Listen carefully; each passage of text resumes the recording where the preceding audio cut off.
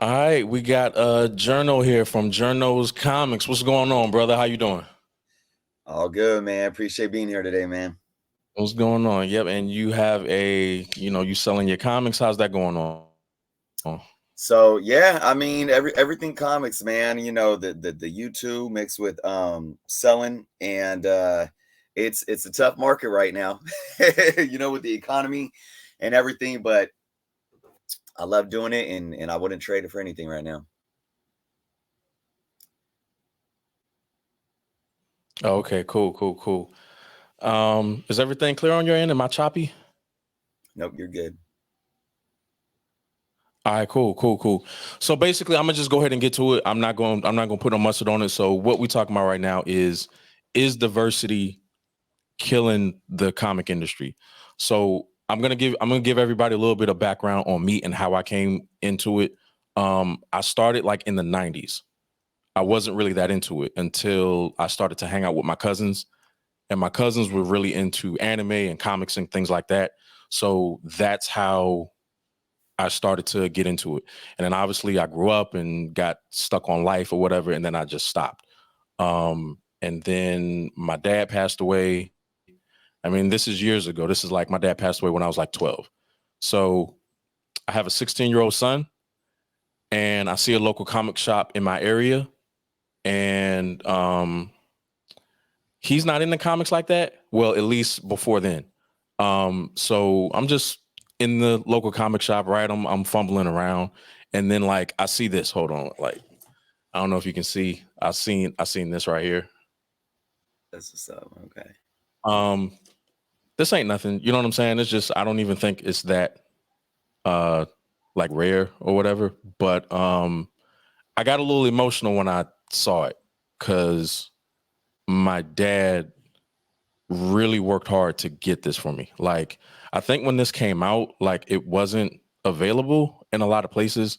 And just one day, my dad was like, "Hey, you want to go get that book?" I think he special ordered it somewhere. I don't know how he got it because we went to like 10 different places. So I don't know. I always remember that. So when I seen this, I was like, "Yeah, I think I'm gonna pick it back up." So that's how I started collecting comics. So basically, why I'm here is um, my son came from school one day and he seemed a little bummed out. And I don't know how they were talking about the fucking Little Mermaid in school, but he goes to a predominantly white school. Yeah, you know where I'm going. He goes to a predominantly white school, and he was told that no one is going to go see the movie because the Little Mermaid is black. So I had to have this long conversation with him about that. And then his love for comics start to grow because of the previous visit that we had with that local comic book shop. So now he's kind of becoming a casual fan, and now he's on the internet and he's searching for things. He's looking at he's looking at Comic Tom, and he's looking at Journo, and he's looking at Sticky Goose, and he's looking at Rippleverse and things like that. And then he sees this long dissertation that Eric did about Miles Morales as a token. So like I had to have another conversation with him about that. So like he kind of isn't into it anymore for some reason. Like he's not into it anymore. He didn't understand. He's like, yo, dad, like why is it because they're just black? Like he really didn't understand it. So I had to try to explain to him why people feel that way. But I just feel that some of the contentions about diversity within the comic book community are justified. I'm going to admit some of it. But I don't want a Hispanic kid or an African American kid to, come into this space and feel like he's not welcome. You know what I'm saying? Um, yeah. I mean, you can cut me off, you know what I'm saying? I feel like I'm just talking like Nah, Just you talking putting bullshit. it down, man. Oh, okay. So I don't want a black kid to do research and enter this space. And every space he goes into, yeah, the woke agenda and this character, they race swap this character and this woke agenda and this, that, and the third. I'm like, God damn.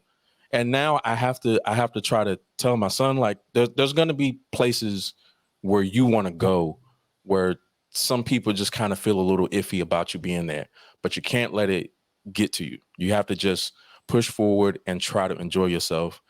Now, my political background, you already know this, I already told you. I used to be in the Nation of Islam for a couple years, and then I transitioned from that to the New Black Panther Party. I'm not in any of these groups anymore. Um, you know, um, um, I've spoken to, I have dealt with Proud Boys, Oath Keepers, Three Percenters, Aryan Brotherhood, Black Lives Matter, Hebrew Israelites. So I guess I am more socially adept to be able to enter spaces that I'm not really feeling like I'm welcome in. Like, you know what I'm saying? So, but my son isn't. So I just want a kid to feel like he's welcome. You remember, yo, you listen to hip hop, right? Absolutely. You remember like when Eminem first came out, like everybody thought he was black. But then when it came out that he was white, like people didn't really like it. And I'll be honest, Journal, like I didn't like it. Now, obviously, my frame of mind has evolved since then, and I realize that's wrong because I don't want to go anywhere in America that I pay taxes for, and somebody's telling me that I have to act a certain way or I have to be a certain way. So I feel like everybody, all races are welcome in anybody's space in America, especially if you pay goddamn taxes. Ain't nobody finna tell me, I can't. I have to be a certain way to enter a space. You know what I'm saying? So I guess the first question is it true to some degree or any degree, in your opinion, that diversity is killing the comic industry? Man. Well, you broke down a lot of stuff, man. And I like that you kind of explained this from the perspective of your son, a teenager that's, growing up seeing this and not understanding it. I think, we have to realize that the comic community, especially on YouTube and in social media, it's a bunch of grown ass men for the most part. And, we already come into these things with biases, and I'm not even using biases is a bad word. I mean bias just in terms of how we perceive things in life and the things that we've carried through our life for years and decades. You get a young 16-year-old child that is seeing things and not understanding it. I think that right there has to at least allow us grown-ups to look at it and be okay, well, let's take a step back and let's look at this and what is this? Is it right? Is it wrong? How do we, and how do we communicate about these things?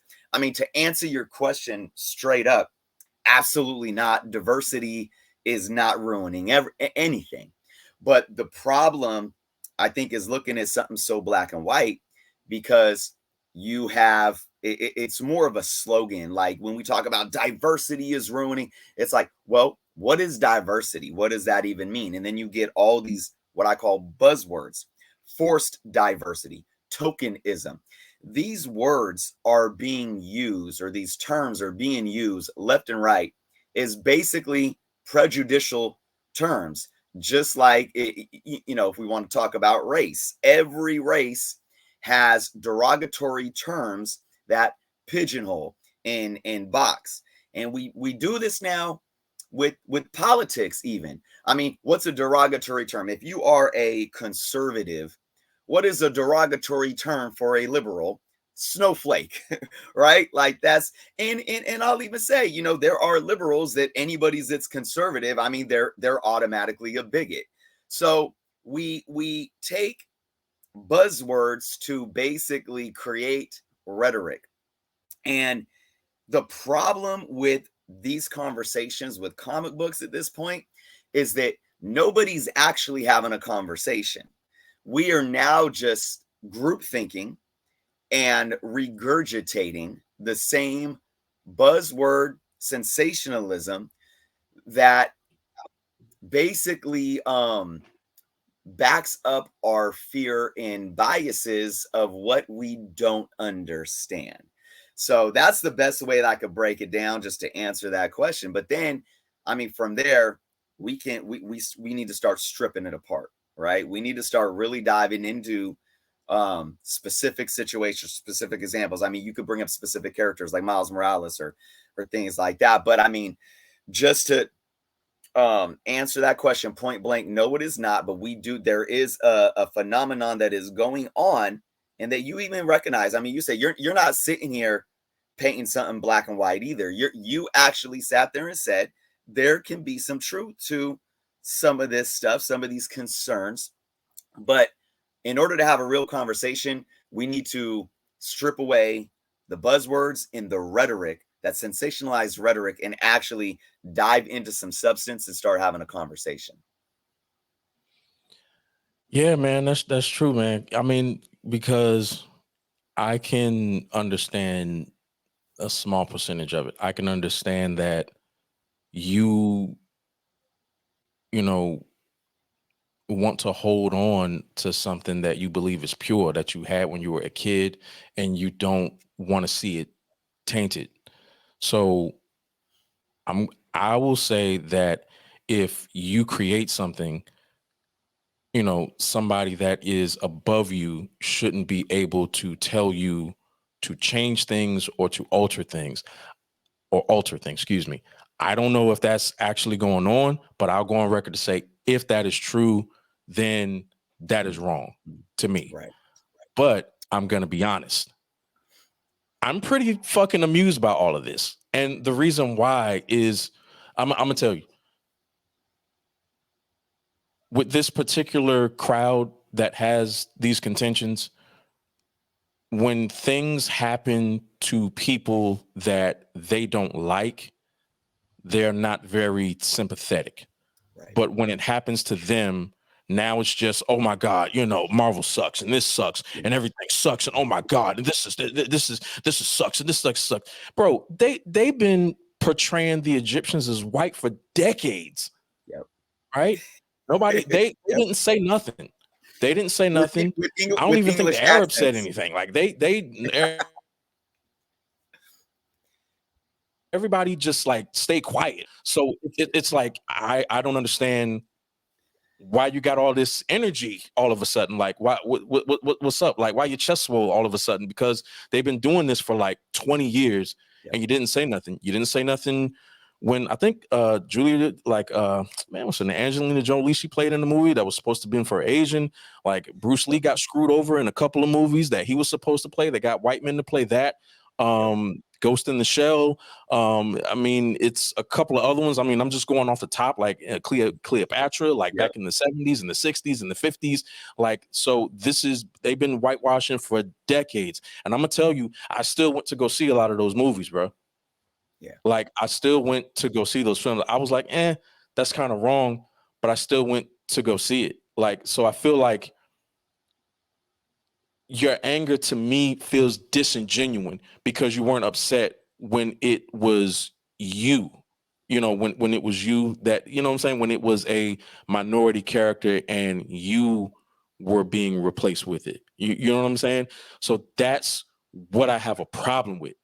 And I'm not going to say everything is racism, but when you don't articulate your argument very well,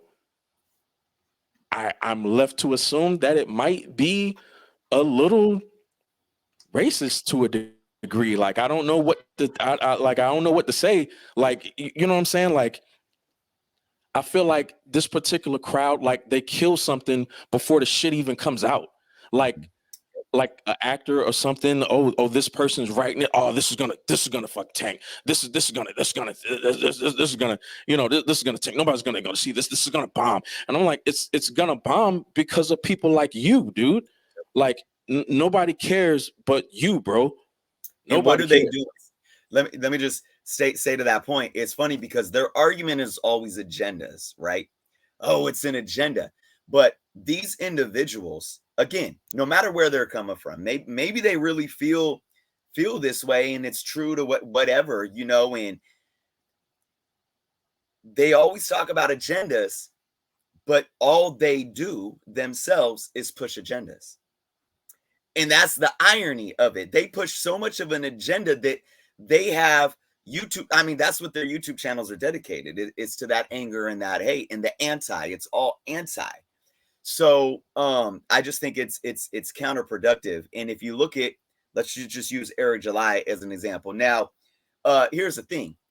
I actually used to watch a little bit of his channel when I found him through the search engine, whatever, and I would listen to him, and I would say, look, because first off, and I will say, I am, I am to the society at large, I am Caucasian. I am Sicilian and Portuguese, born to immigrants, and my experience is much different. I didn't come from, Western European, Eurocentric, slave owning, silver spoon Americanism.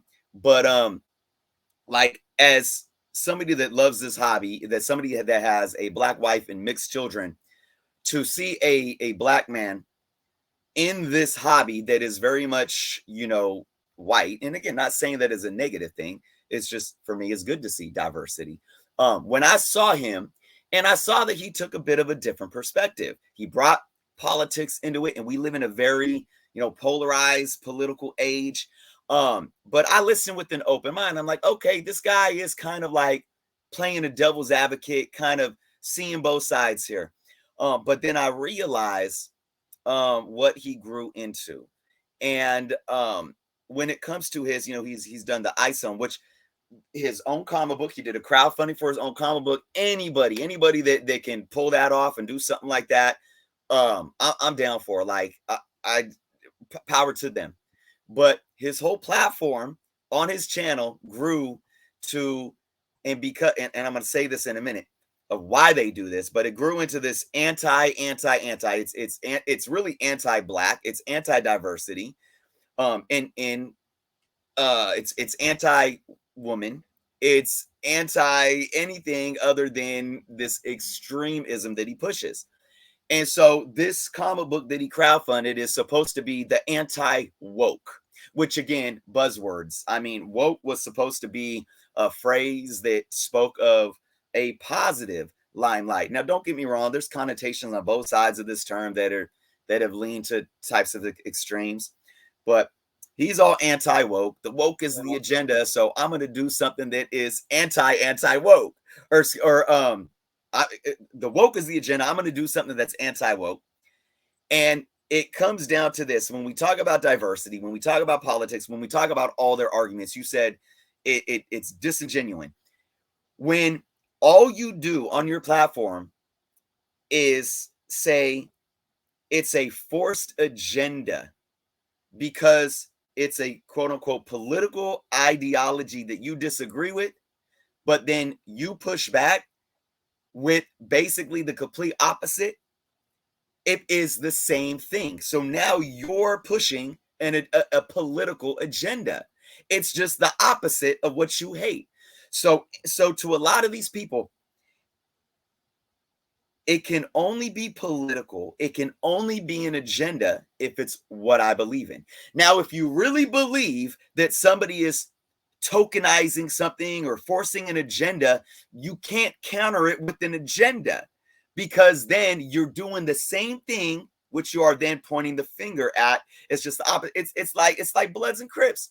How are you gonna bang for a color in the street and say, blood, but then, cuz, like, what you and how can you imagine either some Bloods and Crips going to a courthouse, or trying to go petition to the government, or they're having a rally and they're saying these individuals are pushing an agenda that is ruining our communities. How are you going to do that when you're doing the same thing? You're just the opposite side of the coin.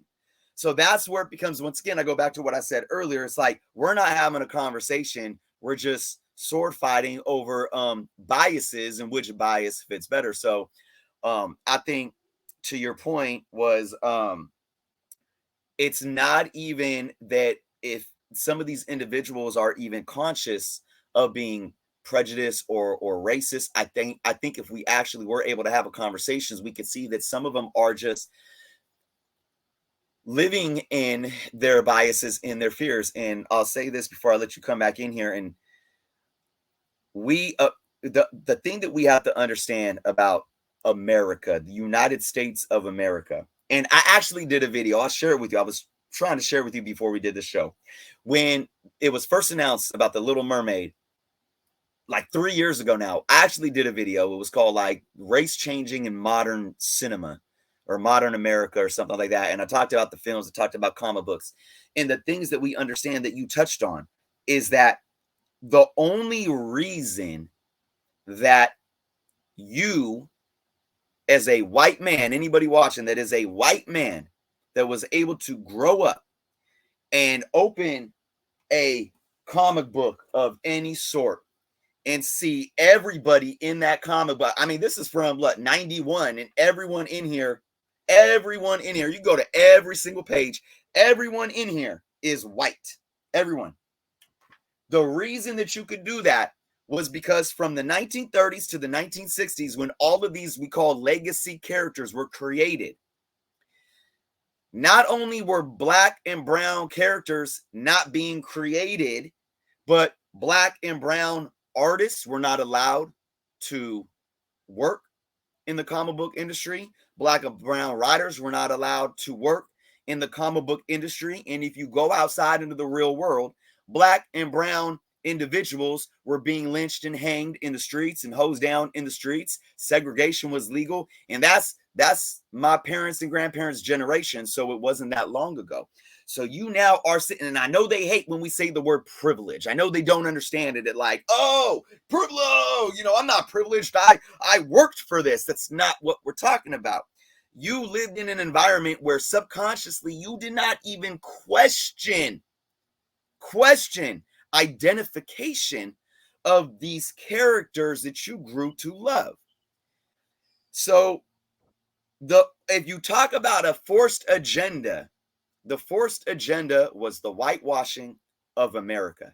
Now, to even get to the point about talking about forced diversity and tokenism today, which I think both of us here are willing to have that conversation, we first have to at least acknowledge the force of lack of diversity and the tokenism, if you can even use that term, of whiteness that was acceptable. And I'm not just talking about in fictional comic books, but in the real world that we live in or lived in.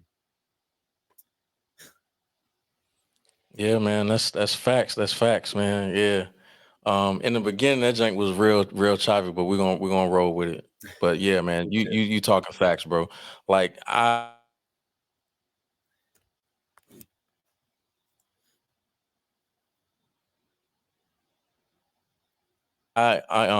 want there to be separate from politics.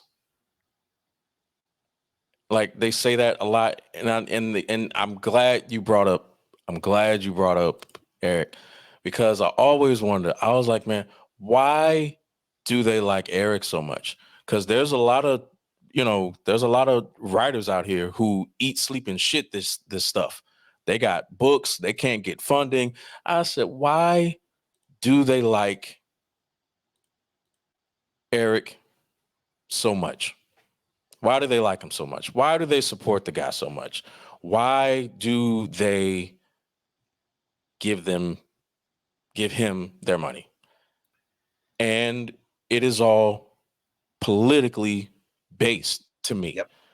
100%.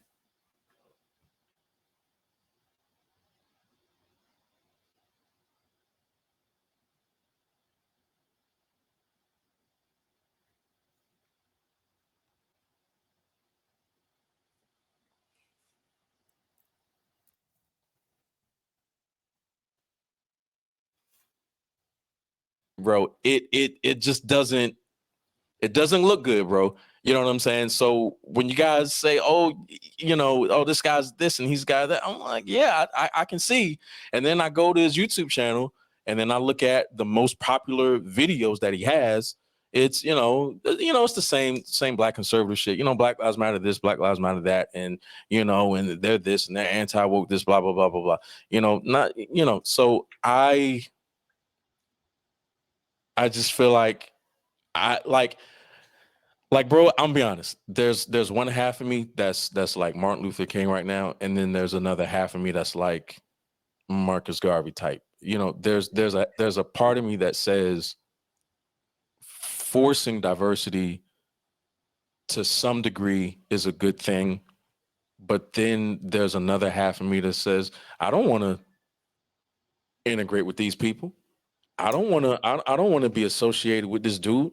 You know what I'm saying? But see, and this is where I'm gonna get a little controversial. See, Eric to them represents he's one of those good blacks. He's one of the good Negroes. He doesn't bring all this stuff up. He's quiet. You can come, black people in the common community. You can come, but we don't want to we don't want to hear all that stuff. Yeah, the Civil Rights Act and you niggas can vote, but we want you niggers to you can write your little books, but let's have a separate universe.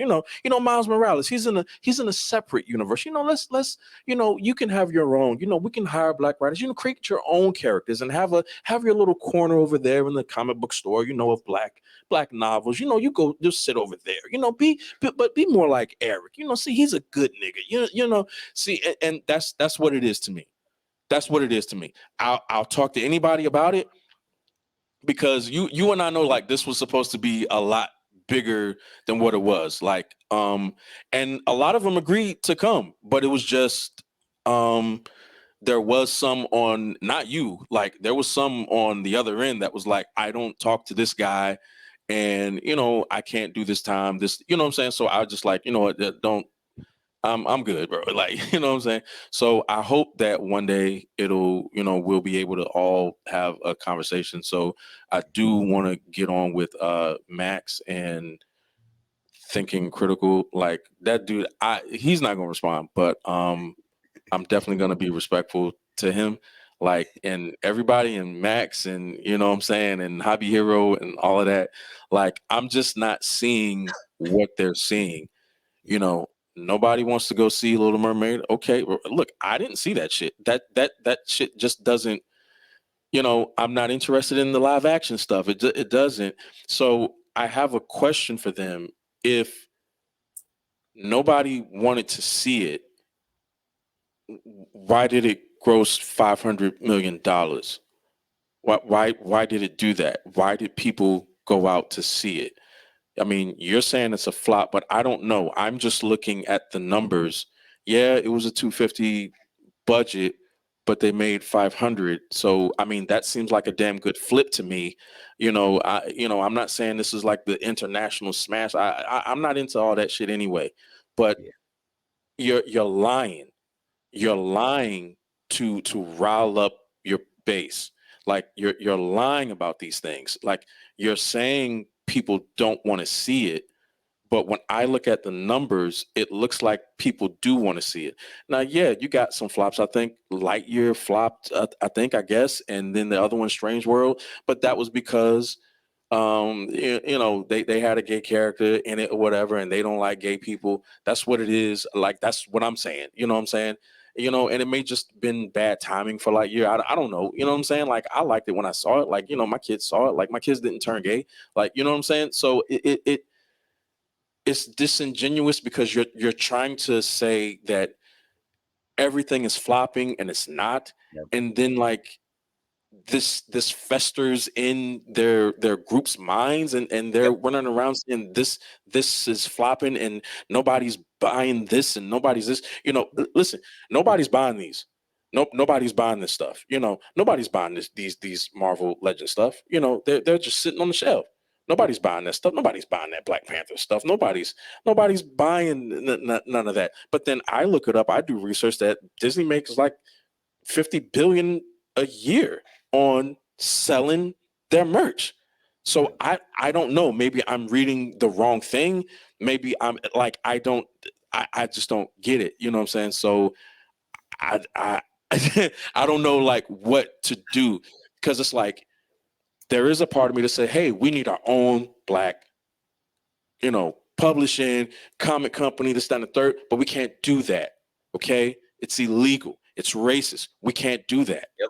You can't do that. You can't have a Hispanic. Yep. You can't have an Hispanic comic company, a Japanese comic company over here. An African comic company. You can't do that in the United States. It's illegal. So unfortunately, the laws say you can't do that. So I mean, I guess you could, but you would you would still have to hire whoever is qualified. You couldn't base it on race. So it wouldn't, that defeats the purpose. So you don't have a choice but to come together. And coming together doesn't mean you have to necessarily like the person. You know what I'm saying? You don't have to necessarily be in love with somebody. Let me get rid of this shit. My bad. I had to get rid of this shit. All right, my bad. So um and I'll tell you straight up, I'm saying it. I'm saying it. Critical thinking. Max von Presley. I hope I'm pronouncing that, my brother. I'm subscribed to your channel, my brother.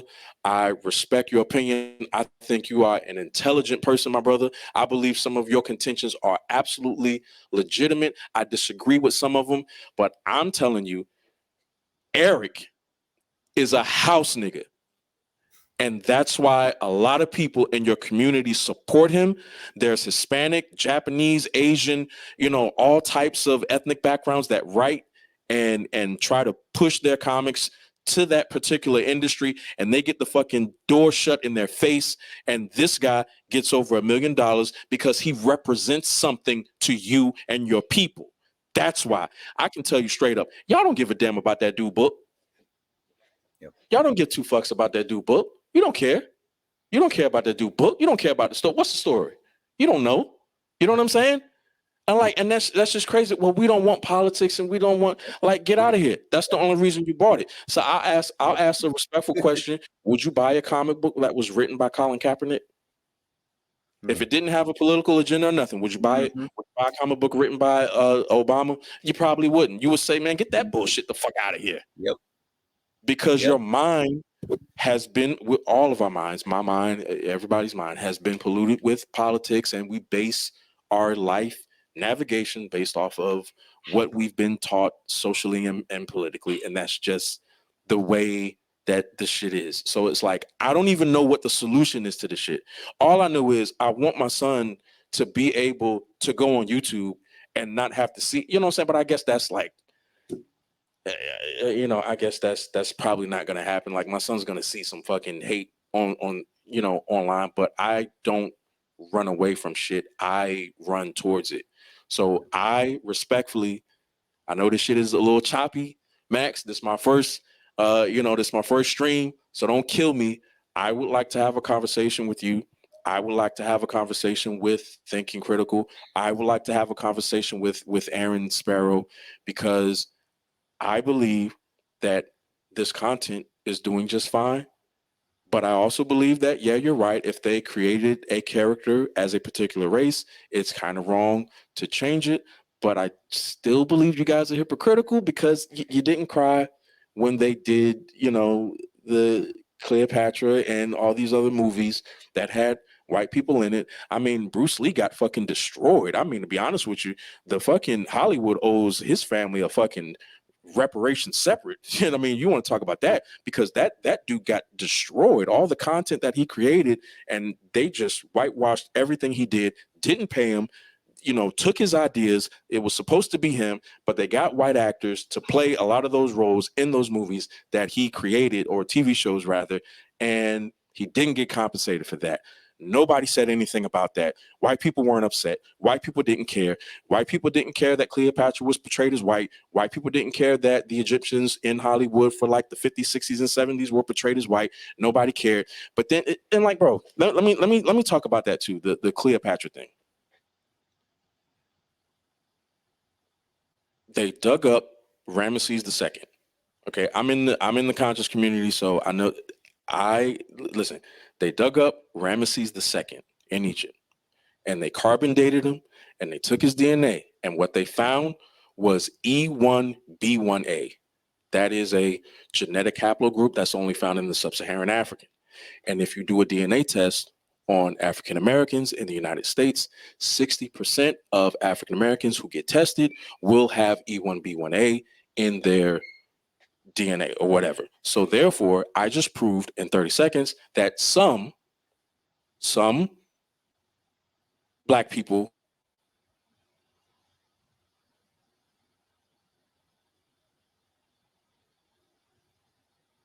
conversation. I'm not getting into all of that, but I'm just saying this is where Black people get it from. You know what I'm saying? So I don't know about the whole Black people built the pyramids and all that stuff. So I'm not that's a separate conversation. But a lot of times, like we've been conditioned, like as Black people, to say white is right.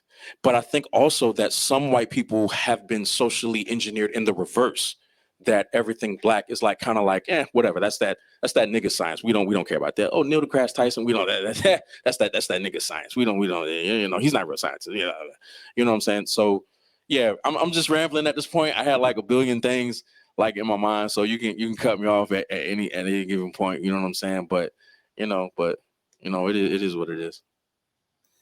Man, I just think there's always so much to unpack here, and that's why I think it's good to have conversations, especially on both sides of the argument. Again, I think you brought up so many good points of reflection, because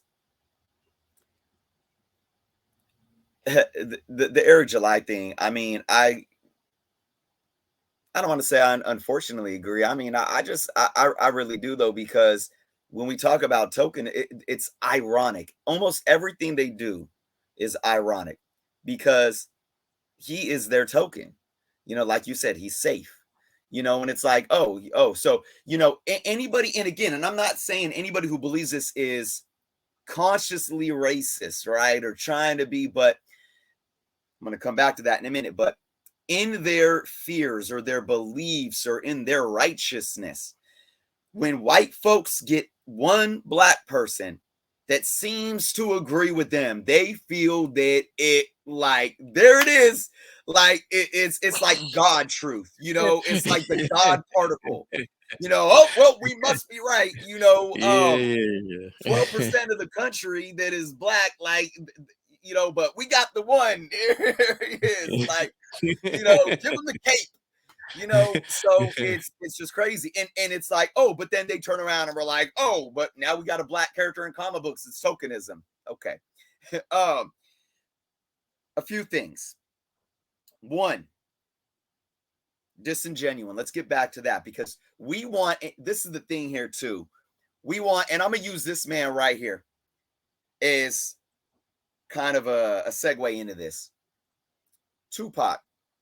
For those that don't understand or may not know, this man, regardless if you like his music or not, he knew what he needed to do to change the world, because that's what he was doing. He didn't care about being a rapper or an actor. He was changing the world. And he knew that in order to do it, that thug life, that hate you gave little infants, everything that he did was identifying with the people that he needed to communicate with. He was rocking with the new African Panthers before he, got down with Digital Underground and blew up and became what he was. He could have sat there and threw on the dashikis and, let's go back to Africa and all that. But this is kind of irony too. If you look at all the movies, like, Boys in the Hood or A Menace to Society, you get that Muslim, right? Or and this is the beat that he even had with the Hughes brothers, because he was cast to play the Muslim character in Menace to Society, who was kind of like a comic relief. And it's like, in those films, though, it's like when you get a certain environment and people that are living in poverty, let's just sum it up to being like, we're living in poverty. You don't want to hear the pro-righteous shit. It's like, I'm trying to eat. This is what I got to do to survive. Tupac knew that in order to speak that language, he couldn't go get his money, come back to the hood and be like, let's on some back to Africa shit. He had to speak and identify with the struggle. So what I'm trying to say here is, we can't preach to the choir. Tupac couldn't preach to the choir if he wanted to change people.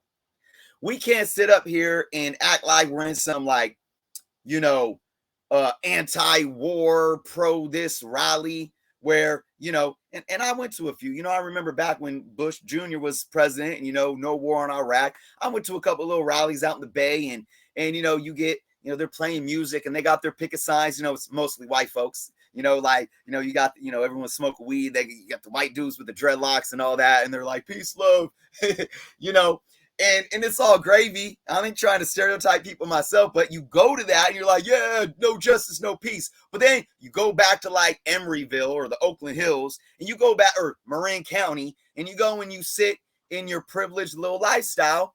And okay, you got your little hands dirty because you went to a rally, but do you even care about what's really going on in the world? Oh, you got a Black Lives Matter sign in your window in that Mill Valley, you know, $2.5 million mansion. You know, but have you ever been to East Oakland and like, you know, and handed out some donations at the homeless shelter or some shit? Have you ever sat there and petitioned city council to make change in the world? We can't sit here and preach to the choir. We don't want, and I could probably speak for both of us, we don't want to sit here and speak on some group thing, which is what they do. We're not doing what they do. They don't want to hear anything that doesn't sound like the same buzzword rhetoric that they're pushing, that they're circulating. Groupthink, echo chamber. We want to be able to speak to those that don't think like us, because that's the only way we can make change. Now I'm going to take that and go back to like, what's the intent? Disingenuous, whatever it is. Jeremy with Geeks and Gamers. I will never be afraid to speak his name. You familiar with Geeks and Gamers? Mm-hmm. Oh yeah. All right. So I found this man's channel back when The Last Jedi came out. Star Wars fan. Y'all can see Star Wars fan. I went into this movie. I cried watching the trailer. I come out of that movie like, what the hell did I just watch? This shit was garbage. But and then I'm going on YouTube and I find this guy, this you know, white dude from Florida, you know, and he's sitting there and he's talking about why he didn't like this movie. And I'm like, oh, I kind of like this guy, you know. Watched a couple more of his videos and he seems humble. He's like, he kind of saying the same thing I'm saying. But then I started watching more and more. And the same thing that happened when this movie came out, what started happening was, even though I didn't like it, then you get people that didn't like it for certain reasons. Oh, there was a woman with pink hair. It's an agenda, you know, or, oh man, there's an Asian woman in it. It's forced diversity. Like, I'm like, no. That ain't why I didn't like it. I just didn't like it because it was fucking a horrible fucking story. And anyways, but then I realized that this individual, Jeremy, Geeks and Gamers, started hopping on this bandwagon of this rhetoric because why? It sells. Why? People click on it. Why? People watch it. Why? People subscribe. And if you watch what Jeremy from Geeks and Gamers did from 2007 up until what he's doing now, you'll see why a lot of these people do it. I sat in a live stream.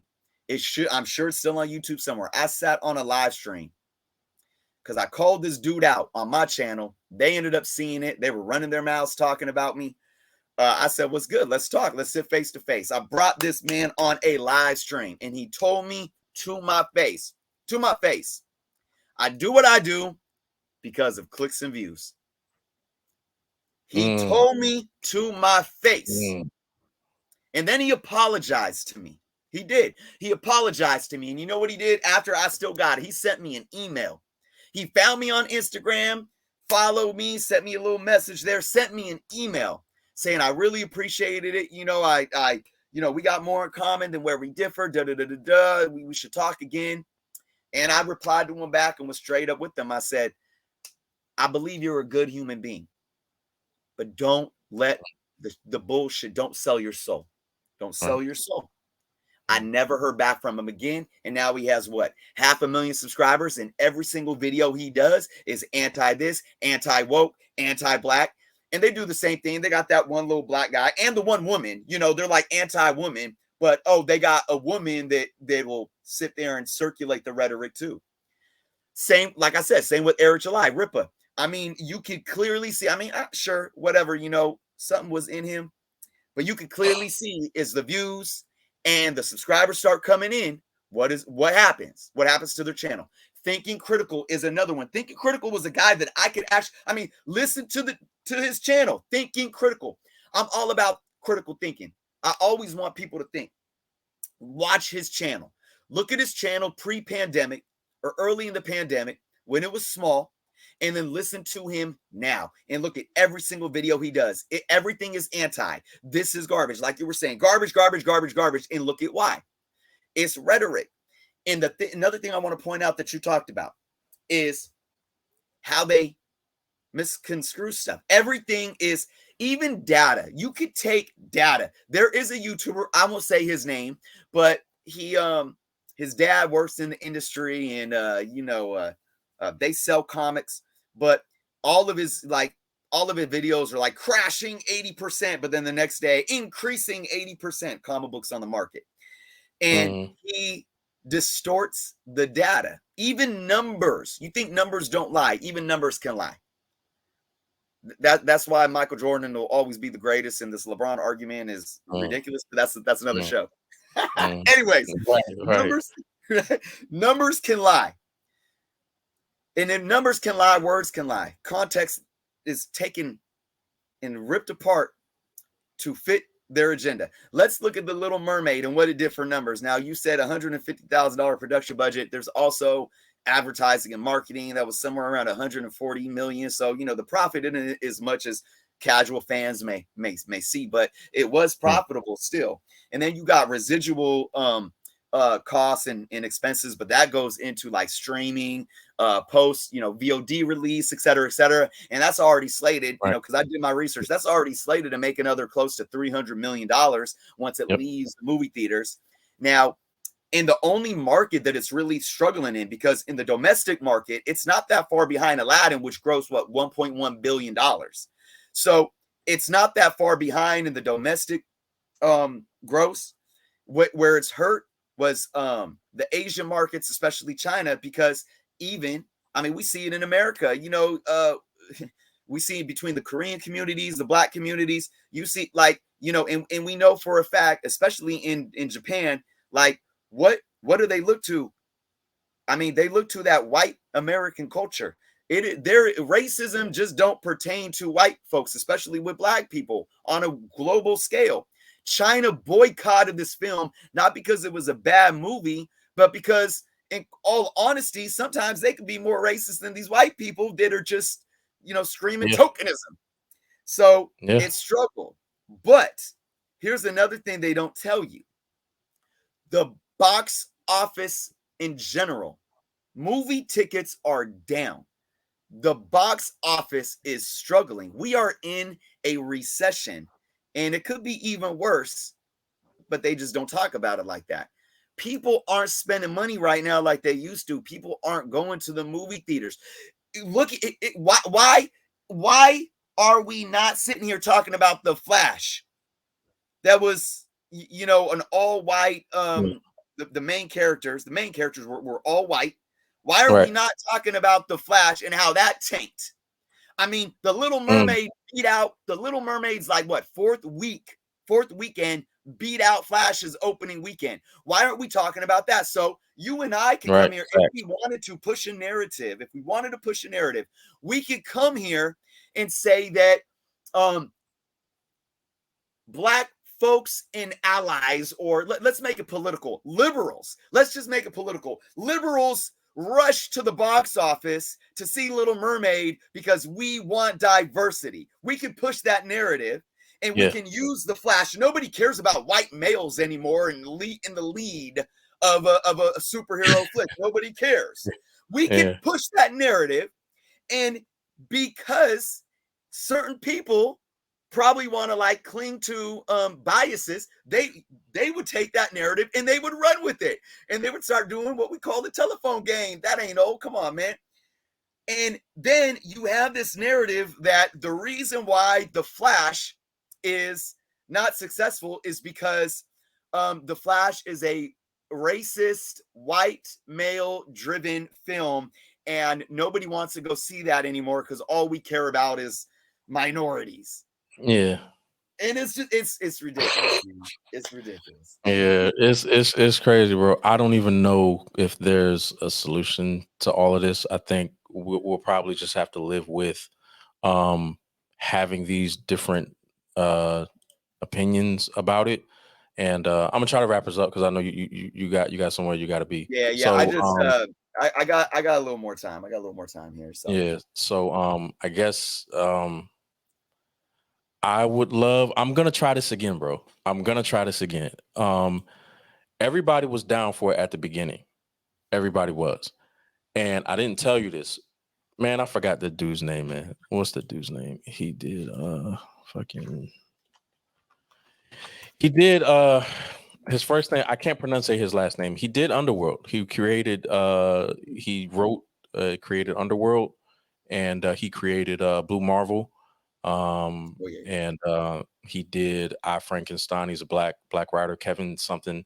Um I don't want to kill his last name, but we ended up having a small back and forth. I guess I can't really go into the details of it because I guess I don't have his permission to explain, to go into what we talked about. But for a snippet, it was going to be you, me, Sticky Goose, Hobby Hero, and him and Kevin. Like, I don't want to kill his last name. So for a snippet in time, it was actually gonna happen. I'll say maybe for like a couple hours, it was locked in. Like for a couple hours, it was like a locked in thing. But I'm interested in getting Max on.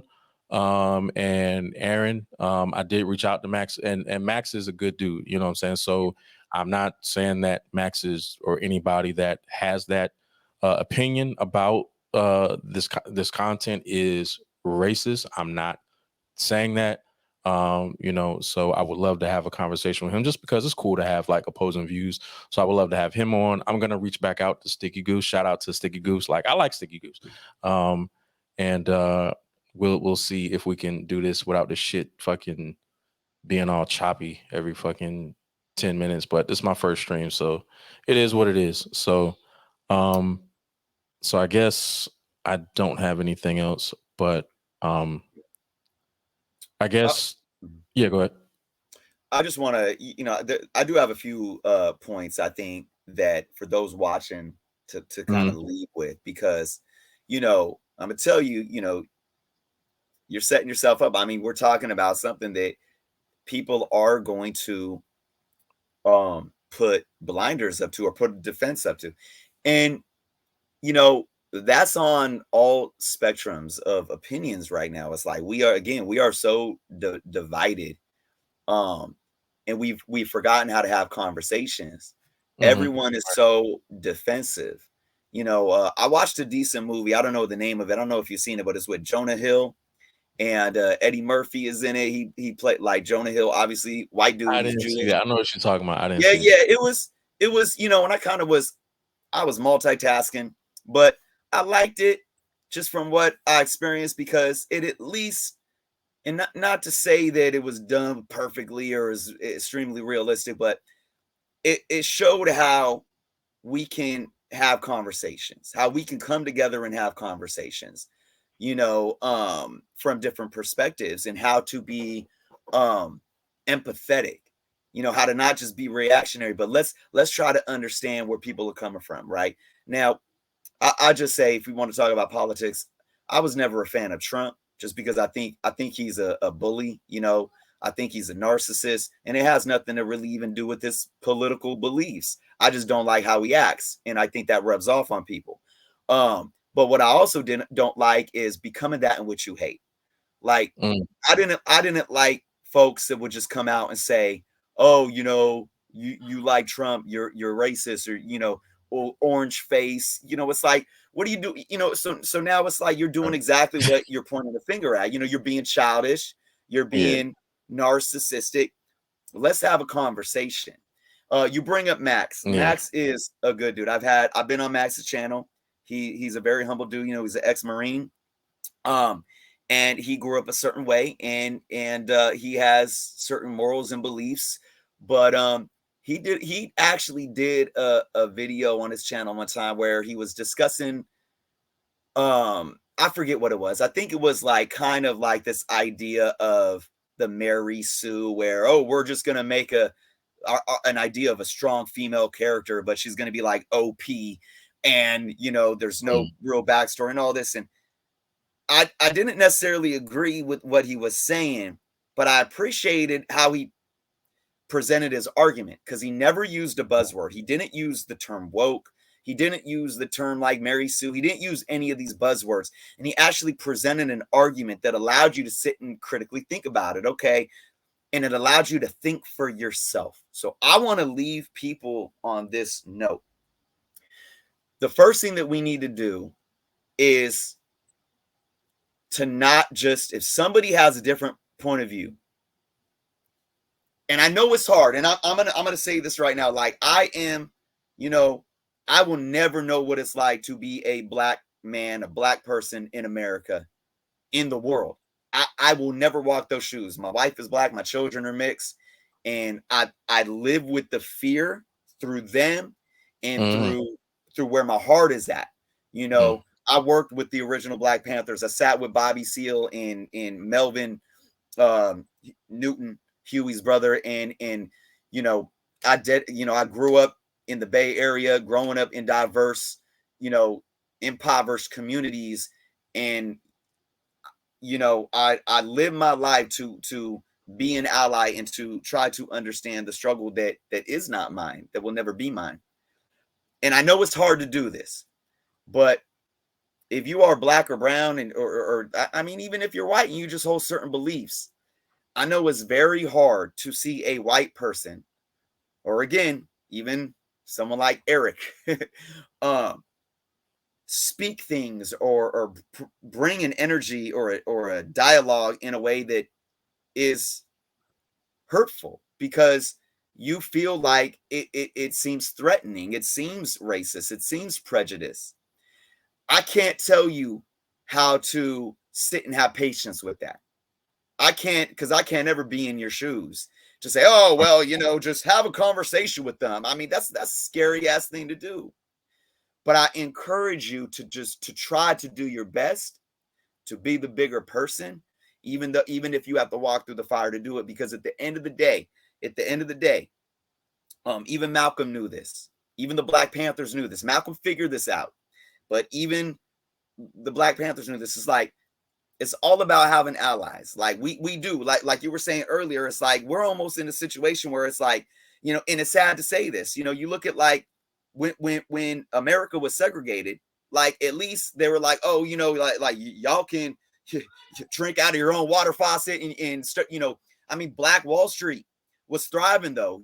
Black culture was thriving because they were like, all right, cool. We ain't trying to, y'all want to, keep us over here. Let's do our thing.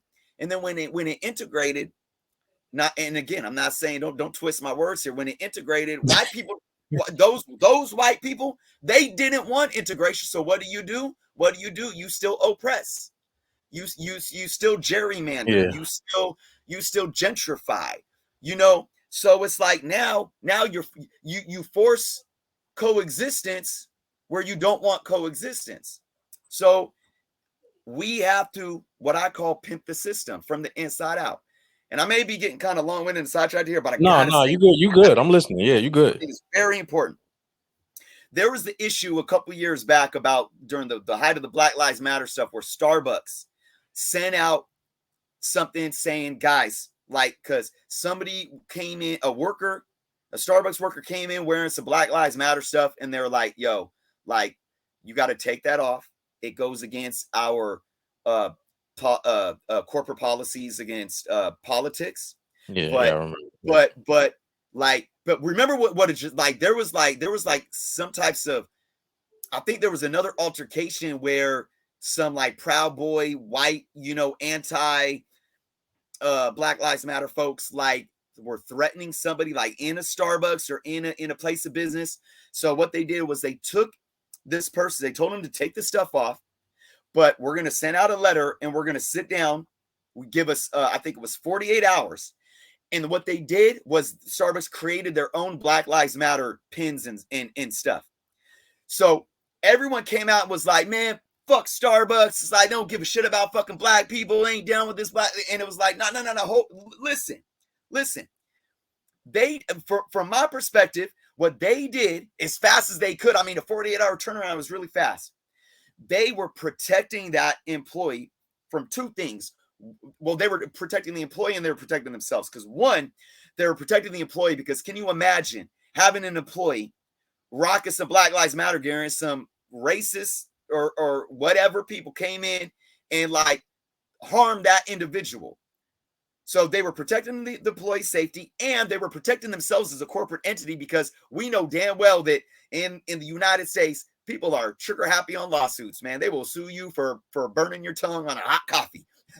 You know, Yep. So it's like, okay, we got to protect our interests, but we're going to. So what they did was they got around the policy in the dress code, because if it was issued by Starbucks themselves, they could get around that. And then they actually were handing out Black Lives Matter shit to all their employees. So I went in on it like this, like, look, man, because I'm from the Bay. Go, before you go to Starbucks, go support your Black-owned coffee shop. We got a good, there's a good handful in the Oakland. Go support your Black-owned coffee shops, hands down. Before you spend a dime at any type of corporate entity, go do that. That's number one. But outside of that, we got to look at pimping the system from the inside out. I worked for Starbucks for 7 years. They give you vested stock options. That means once you work there for a year, they give you stock for free. 401k, they give you a set 401k every year. And when you put in, you match. For those that don't know what 401k is, that's retirement funds. That's retirement stock that grows. All right. They offer free college. They will pay for you to get a bachelor's degree. All right. What is this? What is this setting you up with? Generational wealth. What have Black and brown people in the United States of America been stripped from? Generational wealth. Why? And this ain't woke jargon or agenda. This is a fact. The majority of Black people, unless they migrated here from Africa, straight from Nigeria or wherever, and they came over here against their will. And no, that's not migration. They did not migrate here. They were stolen and brought here. And there was no generational wealth. And there's a large population of folks that have generational wealth because they reaped the fruits of the labor of the slave. So pimp the system. Tell me that it ain't righteous when you are, and again, I am an outsider speaking this. So I'm trying to do it as humble as I can, but I'm gonna ask you this. Am I wrong? And I got mixed children.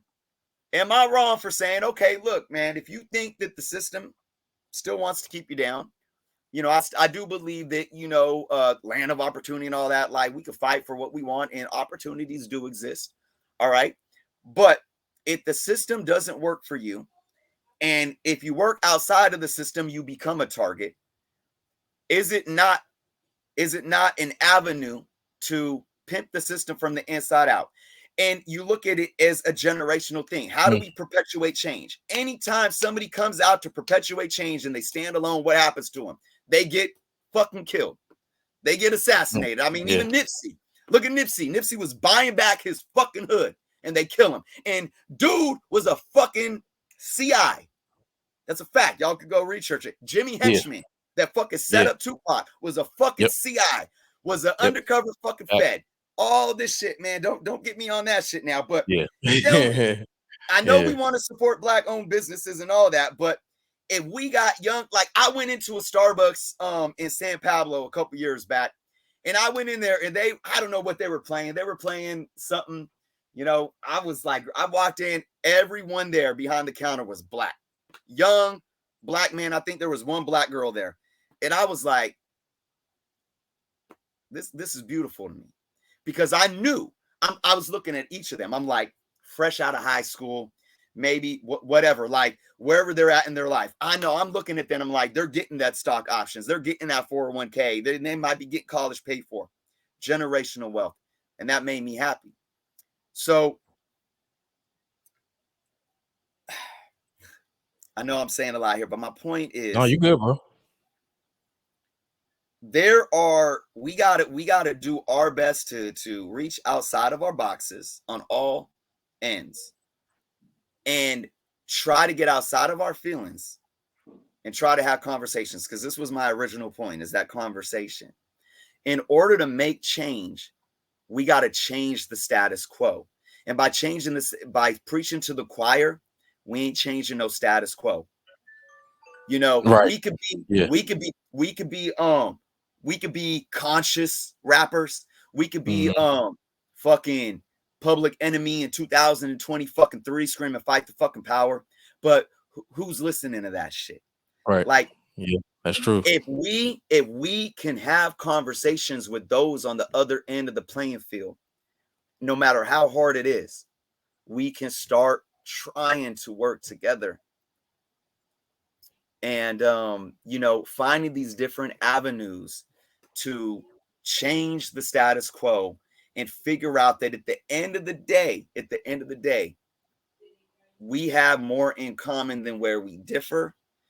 And you know, if we turn off the news and we turn off social media and all the shit and we just go out and break bread with our neighbors, you don't need to know who they pray to, what church they pray at, who they vote for, the color of their skin. It don't matter. Like, I guarantee you strip all that stuff away, you just break bread and have a conversation, we'll start realizing that we all want the same things in life.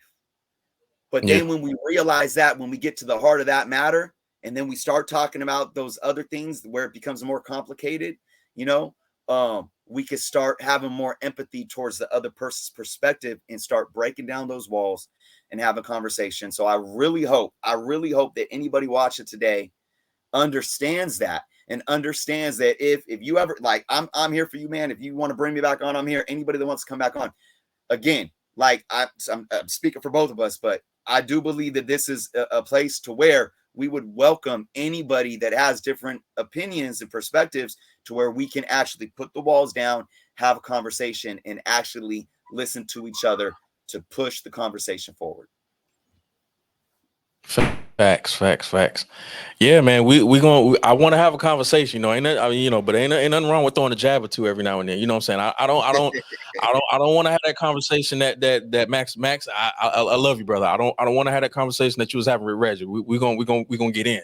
You know what I'm saying? Yeah, yeah. I told him the same thing. I told Max the same thing. Yeah. So I don't. You know, we're gonna throw a jab or two, but it's gonna be in love, brother. It's gonna be in love, brother. We love you, brother. We you know, but you know, it's okay to throw a little jab or two. You know what I'm saying? Everybody grown men here. You know what I'm saying? So I'm gonna try to do this again. So I'm gonna reach out to everybody again, and I'll go. It's probably gonna be a week thing, but this I'm gonna try to stick to it this time, and then set up a date if everybody's cool with it, and then I'll go ahead and we'll lock it in. So yeah, brother, I appreciate you coming on, bro. I appreciate you, like, you know what I'm saying? So I'm definitely gonna try to get everybody on. Um, I don't know, maybe in a couple weeks, maybe I don't know. We'll see what the schedule looking like. You know what I'm saying? You know, everybody got stuff going on, man. Everybody got families. So we definitely gonna get that in. Um do you still like listen to rap pretty frequently, or You know, well, you know, I got to send you some of my music, man. I heard you spitting, oh yeah, but yeah, yeah, man, you know, yeah. that was my previous life. You know, Mm, I got to actually quit my day job for a minute, mm. and you know, I got to work with my biggest. Are you a Pac fan? Yeah, definitely. Okay, What you mean? okay. Yeah, I see that. I was gonna say I'm about to leave right now. Oh, This is oh, over. you We're done. But to. you know, the Outlaws, right? You know, Yeah, his folks. I got to make music with yeah. the Outlaws. That was a blessing, man. But you know, I got to rock the stage with KRS-One, Wu Tang, and so you know, I really enjoyed that moment in my life because, yeah, man. I mean, I listen to all genres of music, man. I don't. Mm, I'm a music dude, but mm, you know, hip hop is something that has, you know, really saved my life. And just a sidebar here real quick, you know, I mean, we can even have the conversation about you know, comic book culture and in hip hop. I mean, they really coexist in so many levels. And I think it's so funny because we talk about how sometimes comic the comic book community is so, you know, unwelcoming of different Yeah. people, or but in all reality, like, you know, it ain't all that's not the true full picture. And it ain't always been like that. And I think one reason that is because of social media, and it's kind of pigeonhole Yeah. things. But yeah, Yeah. man. So yeah, I mean, I don't, it's been a minute since I made music myself, but Yeah, I'm man. Rap always, is trash right now, man. I don't know, man. Rap yeah, is yeah. It's tough, man. I ain't gonna say. Well, you know what? I take that back. I ain't gonna say it's trash. I'm just not as emotionally invested as I Right, was. You know what I'm saying? I don't. right. Yeah, I'm just not, man. Yeah, but I do like this space more than I do the hip hop space because Mm, you ain't getting nowhere yep, unless somebody's getting paid. You know what I'm saying? Like yep. if you ain't got no money, it don't matter how nice you are. You know what I'm saying? So I like this community because like nobody's asking me how much. You know what I'm saying? Nobody's giving me quotes and nobody's telling. Oh man, it's gonna be 10,000. You want to talk to me? Like you know what I'm saying? Like so like I like this community. It's way smaller than the hip hop community, but yeah, I love it, man. I don't know if I'm gonna get back into it. I mean, I might, but I don't know. It'll definitely just be like for a hobby. You know what I'm Yeah, saying? I But feel you, but yeah, man. man. I appreciate you coming on, bro. And yeah, man, that's it. So, yeah, is that it? Anything else you need to say? We Yeah, good. no, appreciate you having me, man. And again, just it starts with conversations, man, and we just gotta keep it moving and to listen. People need to listen. I know, like we both talked a lot. Obviously, we're in front of a camera. You know, we got to talk. But Yeah. I have a line in a track where I said, in order to speak, we must first listen, and that's true because when we're born into this world, we watch before we Mm, act. We listen before we speak. So we got to remember that too. Like, you know, again, man, open up your hearts, put your walls down, listen, and then let's have a conversation. So we'll keep it moving. definitely. All right, man. So we about to head out. I got some errands and Jerno got some errands. So I'm gonna reach out to y'all. Shout out to Sticky Goose, shout out to Mac, shout out to all of y'all. We love y'all. You know what I'm saying? This is all in the spirit of love and I guess unity. You know what I'm saying? But definitely. I will reach out to you guys and we'll see if we can have a more thorough conversation with everybody present. All right, man, Journal, man. You have a good day, man. Good luck with everything that's going on with you, bro. You guys, for sure, for All sure. right, bro. All right, take care, man.